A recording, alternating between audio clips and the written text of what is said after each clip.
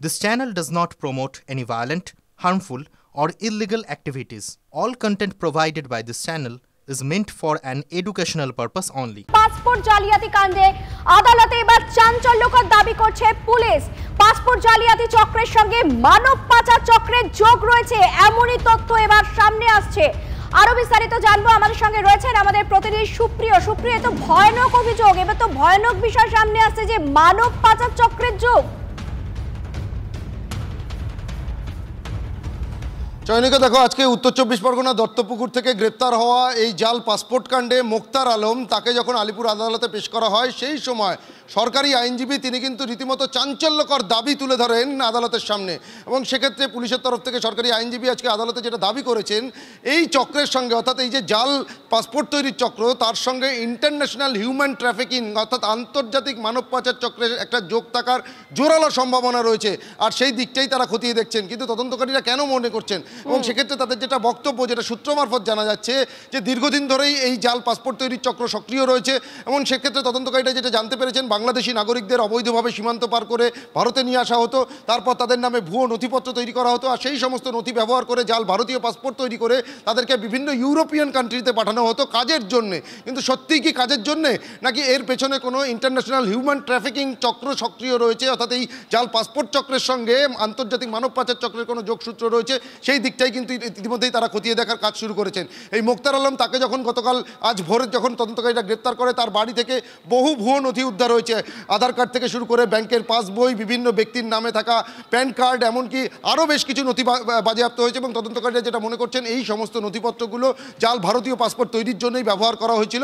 এবং তদন্তকারীরা এখন যেটা জানার চেষ্টা করছেন, যাদের নামে ভারতীয় পাসপোর্ট তৈরি হয়েছে বাংলাদেশি নাগরিকদের, তাদেরকে বিদেশে পাঠানো হয়েছে শুধুমাত্র কি কর্মসূত্রে বা কাজ পাইয়ে দেওয়ার জন্যই তাদেরকে পাঠানো হয়েছিল, নাকি এর সঙ্গে কোনো রকম মানব পাচার চক্রের কোনো রকম যোগসূত্র রয়েছে বা লিঙ্ক রয়েছে, সেই দিকটাই কিন্তু এখন তারা খতিয়ে দেখতে চাইছেন। আর সেই মর্মেই এই মোক্তার আলমকে আজকে হেফাজতে চেয়ে আবেদন জানানো হয়। এবং সেই আবেদনের পরিপ্রেক্ষিতে আগামী 8ই জানুয়ারি পর্যন্ত এই মোক্তার আলমকে পুলিশ হেফাজতের নির্দেশ দিয়েছে বিচারক।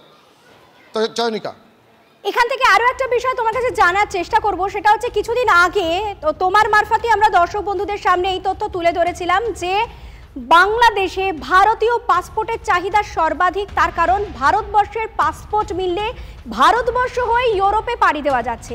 কিন্তু আমরা কথাও জানি যে বাংলাদেশের একটা বড় অংশ আরব আমিরশাহী কিংবা কুয়েত, এই সমস্ত দেশে গিয়ে বিভিন্ন ধরনের কাজের সঙ্গে যুক্ত হয়। তো সেক্ষেত্রে এই যে পাসপোর্টগুলো উদ্ধার হচ্ছে বা যাদেরকে চিহ্নিত করা যাচ্ছে, তারা কি শুধুমাত্র ইউরোপে যাওয়ার জন্যই পাসপোর্ট বানাচ্ছিল, নাকি এই সমস্ত দেশে যাওয়ার জন্য তাদের পাসপোর্ট তৈরি হয়েছিল, সেরকম কোনো তথ্য সামনে আসছে কি? দেখো, এই যে আরব আমিরশাহী বা কুয়েত, দুবাই, এই সমস্ত দেশে যাওয়ার জন্য বাংলাদেশ থেকে খুব সহজেই পৌঁছে যাওয়া যায়, বা বাংলাদেশি পাসপোর্ট দিয়েও কিন্তু বাংলাদেশি নাগরিকরা পৌঁছে যেতে পারেন। কিন্তু তাহলে কেন লক্ষ লক্ষ টাকার বিনিময়ে? কারণ ইতিমধ্যে তদন্তকারীরা এই চক্রের হদিশ পাওয়ার পর যেটা জানতে পেরেছেন, প্রায় 2 থেকে 3 লক্ষ টাকা বা কখনো 4-5 লক্ষ টাকা দিয়েও কিন্তু ভুয়ো ভারতীয় নথি এবং সেই নথি ব্যবহার করে জাল ভারতীয় পাসপোর্ট তৈরি করা হতো। এবং বাংলাদেশি নাগরিকরা অবৈধভাবে এই চক্রের সদস্যদের হাত ধরে সীমান্ত পার করে ভারতে আসার পর এখান থেকে তারা সেই পাসপোর্ট ব্যবহার করে ভিসা নিয়ে চলে যেতেন বিভিন্ন ইউরোপিয়ান কান্ট্রিতে। তাহলে দুবাই, আরব আমিরশাহী বা এই ধরনের দেশগুলো বাদ দিয়ে ইউরোপিয়ান কান্ট্রিতে কাজের জন্য যাওয়ার জন্য এত কেন চাহিদা ছিল? তাহলে কি শুধুমাত্র কর্মসূত্রে বা কাজের জন্যই কি বিদেশে পাড়ি দেওয়া বা ইউরোপিয়ান কান্ট্রিতে যাওয়ার জন্য এই ভারতীয় পাসপোর্টের চাহিদা ছিল, নাকি এই চক্রের সঙ্গে, এই জাল পাসপোর্ট চক্রের সঙ্গে কোথাও গিয়ে এই মানব পাচারের কোনো রকম যোগসূত্র রয়েছে? সেই সম্ভাবনার দিকটাই কিন্তু এখন জোরালো হচ্ছে এবং সেই দিকটাই তারা খতিয়ে দেখার কাজ ইতিমধ্যেই শুরু করেছেন। এখনও পর্যন্ত যারা গ্রেপ্তার হয়েছে, সমরেশ বিশ্বাস অন্যতম কিংপিন বলা হচ্ছে, তার একজন অন্যতম অ্যাসোসিয়েট এই মোক্তার আলম, তাকে ইতিমধ্যে তদন্তকারীরা গ্রেপ্তার করেছে। এদের আরও বেশ কয়েকজন সহযোগী গ্রেপ্তার হয়েছে।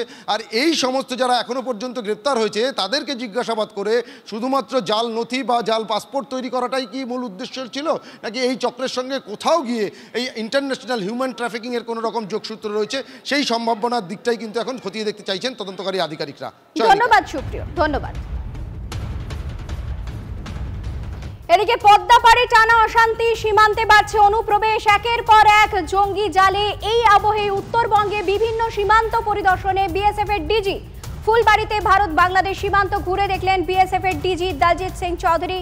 দু দেশের যৌথ প্যারেডে তিনি অংশ নেন। বাংলাদেশের তরফেও সেনা কর্তারা হাজির ছিলেন। প্রথমে 3 বিঘা করিডর, তারপর ফুলবাড়িতে যান ডিজি। উত্তরবঙ্গের সীমান্তের একাধিক জায়গায় কাঁটাতার নেই, সেখান দিয়ে বাড়ছে অনুপ্রবেশের আশঙ্কা, নজরদারি বাড়িয়েছে বিএসএফ।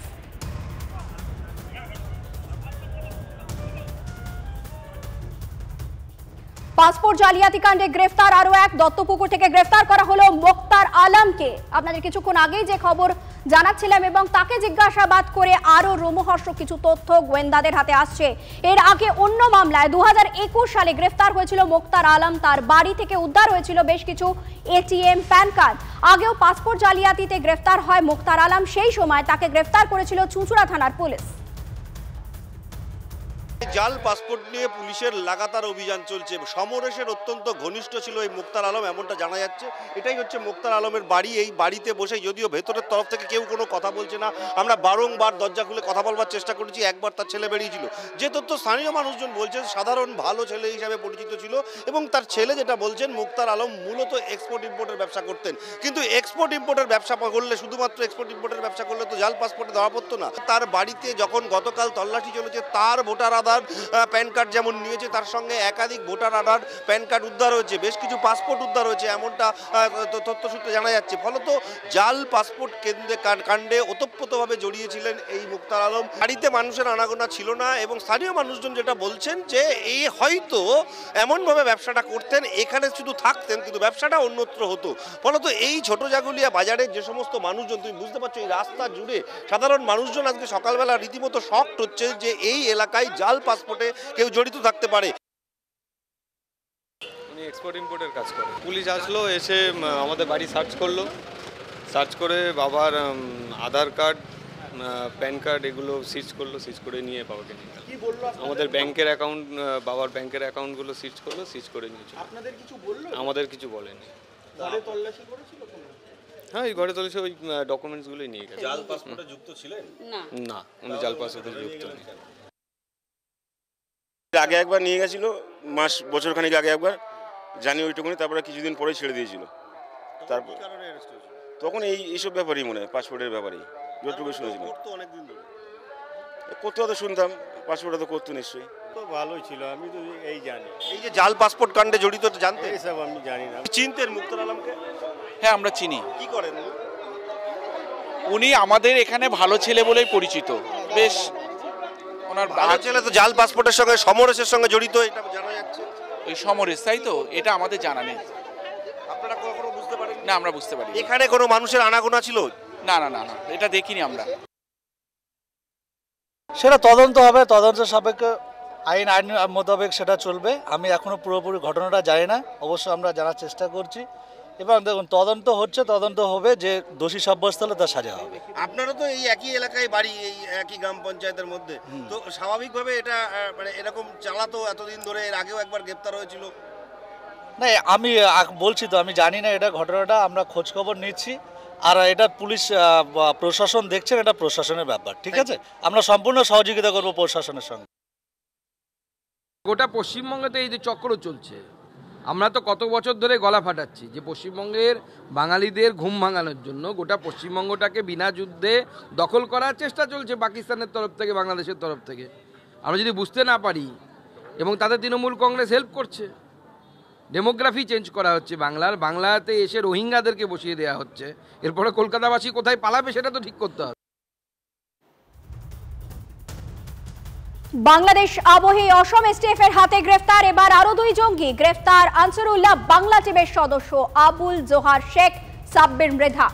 ধৃতদের থেকে উদ্ধার হয়েছে 4টি রাইফেল, 34 রাউন্ড কার্তুজ, 42টি ফাঁকা খোল। ভারতীয় উপমহাদেশে আল কায়েদার শাখা সংগঠন আনসারুল্লাহ বাংলা টিমের 8 জঙ্গিকে আগেই গ্রেফতার করেছিল অসম এসটিএফ। এই 8 জঙ্গির মধ্যে পশ্চিমবঙ্গ থেকে 2 জন, অসমের কোকরাঝোড় এবং ধুবুরি থেকে 5 জন এবং কেরল থেকে 1 জনকে গ্রেফতার করে অসম এসটিএফ। এবার আরো 2 এবিটি জঙ্গিকে গ্রেফতার করলো অসম এসটিএফ। পশ্চিমবঙ্গ জঙ্গিদের জন্য একটা অভয়ারণ্যে পরিণত হয়েছে। ভারত বিরোধী কার্যকলাপ যারা করতে চায়, তারা বাংলাদেশ থেকে ঢুকে মমতা বন্দ্যোপাধ্যায়ের দৌলতে তারা এই কাজ করছে। মমতা বন্দ্যোপাধ্যায় তাদেরকে পুলিশ প্রশাসন দিয়ে ইনডাইরেক্টলি প্রোটেকশন দিচ্ছে। এখানে কোনো জঙ্গি নেই, তো কিচ্ছু নয়। এখন বাংলাদেশে যেহেতু অনেক রকম ক্রিমিনালদের ছেড়ে দিয়েছে এই সরকার, অ্যাকচুয়ালি নাও দি একটা কান্ট্রি অফ হুলিগেন্স হয়ে গেছে। তাদের ছেড়ে দিয়েছে এখন সব থেকে কাছে এখানে, তাই এখানে কারা আসছে আমি জানি না, কাদের অ্যারেস্ট করছে জানি না।